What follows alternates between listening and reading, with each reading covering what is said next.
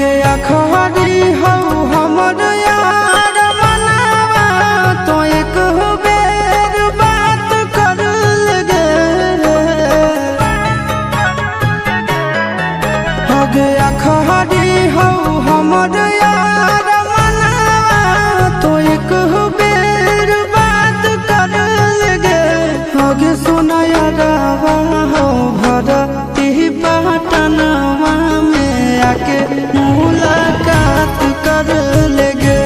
आगे सुना यारवा हो भरती पटनवा में आके मुलाकात कर लेगे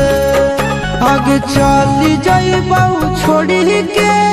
दुनिया विदाई अपने हाथ कर लेगे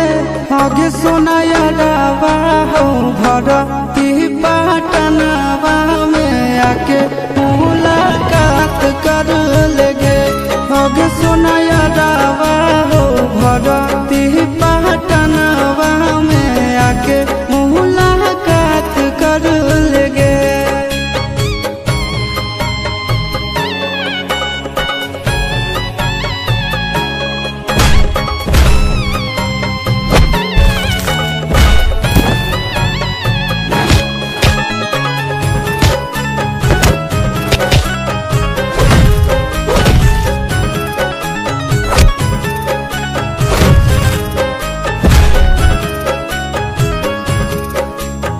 मरे घर